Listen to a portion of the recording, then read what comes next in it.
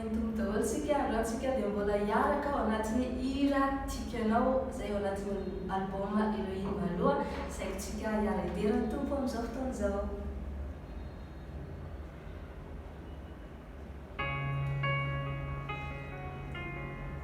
Misaotra anao Andriamanitra ny amin'ny soa rehetra nataonao, tonga hiteny androany fa tiako ianao. Miangoka hanandratra anao Jesosy,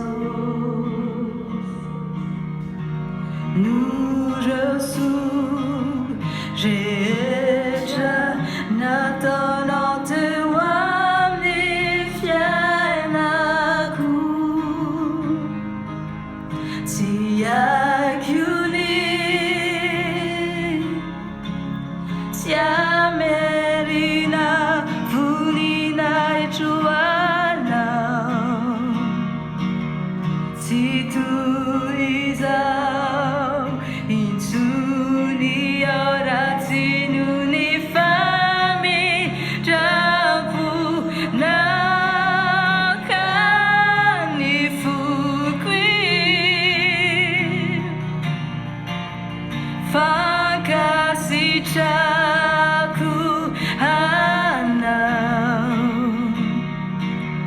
fa matoklôry ny fitondranao ny fiainako,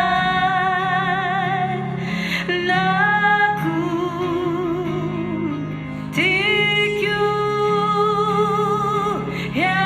ianao satria ny tiay taloha sarobidy eo imasonao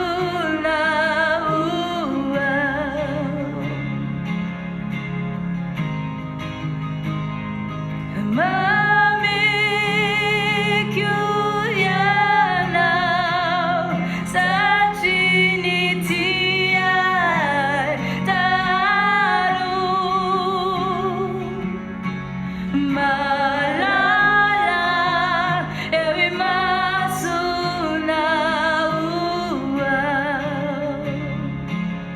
Jesosy io miangoka hanandratra anao Jesosy, nureo soa rehetra nataonao teo amin'ny fiainako, tsy haiko tsy Amerina voninahitro anao, tsy toy izao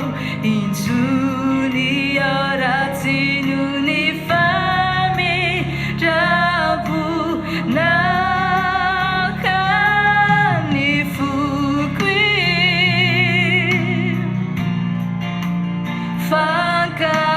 fankasitrako anao fa matoklôry ny fitondranao